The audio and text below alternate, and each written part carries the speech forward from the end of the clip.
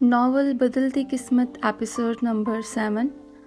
ہانی میری بچی چپ کر جاؤ، مت رو ایسے، تمہارے اس طرح رونے سے مجھے تکلیف ہو رہی ہے۔ پاکیزہ بیگم اس کے بالوں میں انگلیاں پھیرتے ہوئے بولی، امی میں شاذل کے علاوہ کسی اور سے شادی نہیں کر سکتی۔ ابو اور خالہ کو جو بھی ناراضگی ہے اس کی سزا مجھے اور شاذل کو کیوں دے رہے ہیں؟ امی آپ یقین کریں وہ مجھ سے سچ میں بہت محبت کرتے ہیں اور نانو بھی یہ بات جانتی ہیں۔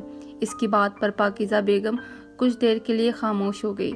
پاکیزہ بیگم کو خاموش دیکھ کر ہانیہ کو دکھ ہوا تھا۔ ہانیہ نے ان کی گود سے اپنا سر اٹھا کر تکیے پہ رکھ دیا، شاید یہ ناراضگی کا اظہار تھا۔ سجل، پاکیزہ بیگم نے سجل کو آواز دی جو کروٹ بدل کر بظاہر سو رہی تھی۔ ان کی آواز پر اٹھ بیٹھی، بیٹا جاگ رہی ہو تو میری بات سنو۔ جی امی، نیند نہیں آ رہی۔ آپی کی حالت دیکھیں، بھلا ایسے مجھے نیند آئے گی؟ میری بہن تکلیف میں ہے، سجل دکھ سے بولی۔ تو پھر اپنی بہن کے لیے ایک کام کرو گی؟ پاکیزہ بیگم نے سوالیہ نظروں سے اسے دیکھا۔ جی امی آپ کہیں، جاؤ اپنے ابو کا فون لے کر آؤ۔ ان کی بات پر سجل حیران رہ گئی۔ امی میں کیسے؟ اس سے پہلے وہ مزید کچھ کہتی، پاکیزہ نے اس کی بات کاٹی۔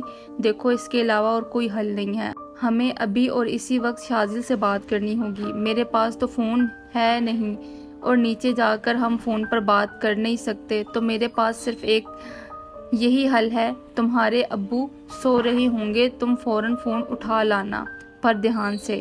کچھ پل سوچنے کے بعد سجل اٹھ کھڑی ہوئی۔ ٹھیک ہے میں لاتی ہوں، کہتے ہوئے کمرے سے چلی گئی۔ سجل اور امی کی باتیں سن کر ہانیہ اٹھ بیٹھی اور حیرانگی سے پاکیزہ بیگم کو دیکھا۔ اب دعا کرو سجل لے آئے۔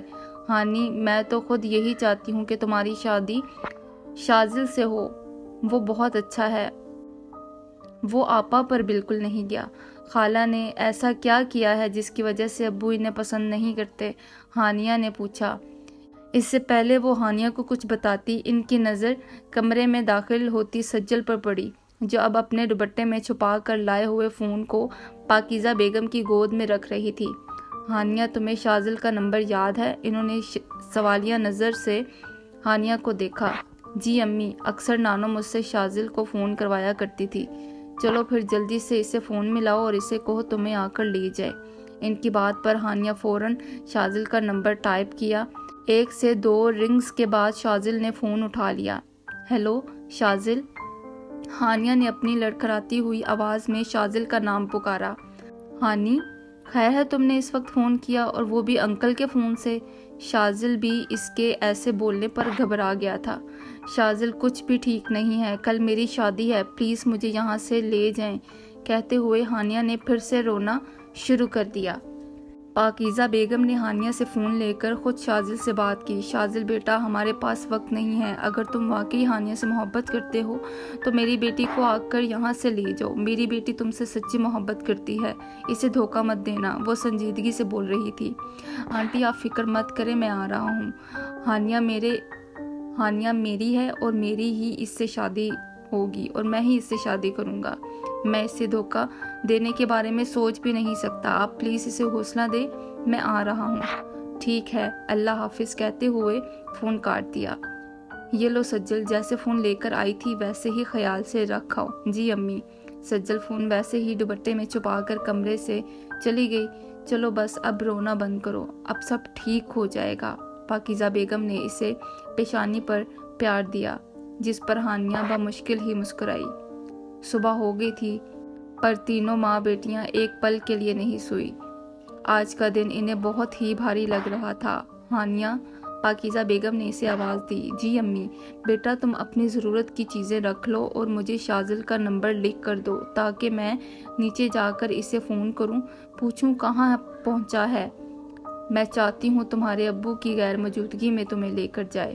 ان کی بات پر ہانیہ نے اس بات میں سر ہلایا اور کچھ دیر بعد پاکیزہ بیگم کو شاذل کا نمبر لکھ کر دے دیا۔ چلو سجل تم بھی میرے ساتھ چلو، عالیہ کا خیال رکھنا، کہیں وہ میرے اور شاذل کی باتیں نہ سن لیں۔ جی ٹھیک ہے امی، چلیں، کہتے ہوئے دونوں ایک ساتھ کمرے سے نکلی۔ अभी वो नीचे आई ही थी कि आलिया पर नज़र पड़ी, जो शायद इनका ही इंतज़ार कर रही थी। अरे अच्छा हुआ भाभी आप खुद ही आ गई, वरना मैं आ रही थी। आलिया बेगम शैतानी मुस्कुराहट चेहरे पर सजाए बोल रही थी। क्यों? पाकीज़ा स्पाट लहजे में बोली। ये सुबह ही सुबह हानिया का निकाह का जोड़ा भेजा है नजमा ने। वो तो मंगनी का जोड़ा भेज चुकी थी, पर पता चला भाई साहब को एकदम क्या हो गया जो निकाह का कह दिया और साथ ही रुखसती। नजमा तो खुद बहुत हैरान हुई थी, पर मैंने ये कहकर बात संभाल ली कि इसकी खाला भी रिश्ता मांग रही हैं, पर भाई साहब चाहते हैं कि वो अमाद के साथ ही हानिया की शादी करें, इसलिए एकदम शादी का कह दिया। ठीक किया ना मैंने भाभी, आलिया मासूमियत से बोली। तुम सब कुछ ही ठीक करती हो, गलत तो कभी करती ही नहीं हो तुम। जाओ तैयारी करो जाकर, देर हो रही है। पाकीज़ा बेगम का लहजा सर्द था। जी जी, मैं अपनी हानिया को देख आऊं, कहते हुए ऊपर की तरफ बढ़ गई। आलिया के जाते ही सज्जल इनकी तरफ मतवज्जा हुई। अम्मी आप भाई से बात करें, मैं मानूर को देखती हूँ कि वो ना आ जाए। ठीक है। फाजिल से बात करने के बाद पाकीज़ा मुड़ी ही थी जब पीछे से शनवारी साहब ने इसे पुकारा। इनकी आवाज़ पर तो जैसे पाकीज़ा बुत बन गई। किससे बात कर रही थी तुम? शनवारी साहब ने रौबदार आवाज़ में पूछा। वो मैं अम्मा जी से बात कर रही थी, खुद को कंपोज करती बहुत ही मुतमईन अंदाज में बोली। क्यों?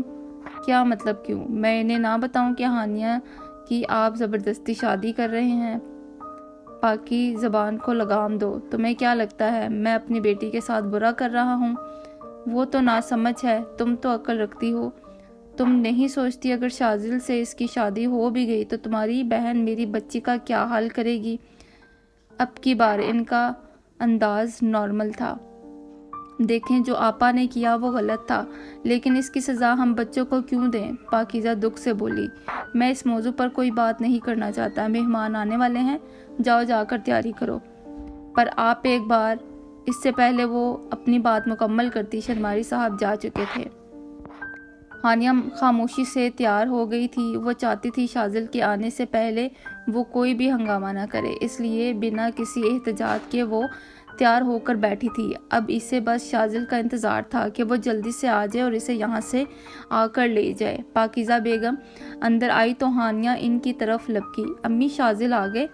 आपने तो कहा था कि वो आधे घंटे में आ रहे हैं, फिर अभी तक वो क्यों नहीं आए? हानिया मुझे इसने यही कहा था, पर पता नहीं वो क्यों नहीं आया अभी तक। मैं तो खुद बहुत परेशान हूँ, अब तो मेहमान भी आ चुके हैं। अम्मी आप दोबारा फ़ोन करें ना, पूछना तो था कहाँ पहुँचे? हानिया ने तड़प कर कहा। बेटा मैंने दोबारा फ़ोन किया है पर इसने फ़ोन नहीं उठाया, पाकीज़ा बेगम दुख से बोली। और हानिया को तो इनकी बात पर पाँव तले से ज़मीन ही निकलती महसूस हुई। अम्मी ऐसा नहीं हो सकता, वो मेरे साथ ऐसा नहीं कर सकते, वो आएंगे। हानिया खलक के बल चल रही थी। हानिया सब्र से काम लो, अल्लाह पर यकीन रखो, तुम्हारे लिए बेहतर करेगा। अम्मी आप कहती हैं सब्र करो, बताए कैसे करूं? मुझे किसी अनचाहे इंसान के हवाले कर रहे हैं आप लोग, और फिर भी ये कहती हैं कि सब्र करूं। हानिया तंजियां हंसी। हानिया मैंने जो हो सका किया, अगर वो अब नहीं आया तो इसे एकदम मजबूरी बन गई होगी।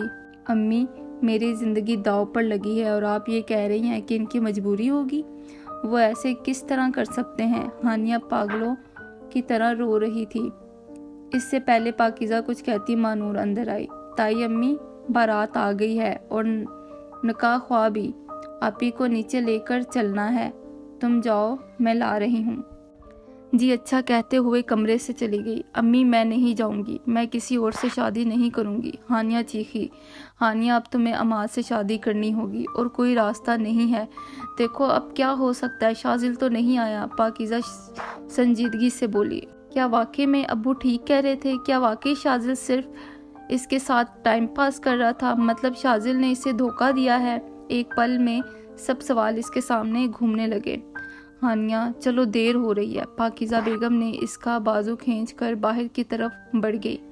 हानिया ने कुछ नहीं कहा। अब की बार वो चीखी भी नहीं। शायद वो जानती थी कि इसका अब कोई फ़ायदा नहीं है। अगर शोर मचाती तो किसके लिए?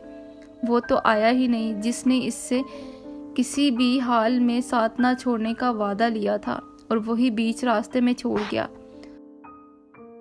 آج کی ایپیسوڈ یہیں تک تھی، امید ہے آپ کو پسند آئی ہوگی۔ میرے چینل کو لائک، سبسکرائب اور شیئر ضرور کر دیجیے گا، اور اگلی ویڈیو میں انشاءاللہ میں اس کے نیکسٹ ایپیسوڈ کے ساتھ حاضر ہوں گی۔ تب تک کے لیے اپنا خیال رکھیے گا۔ اللہ حافظ۔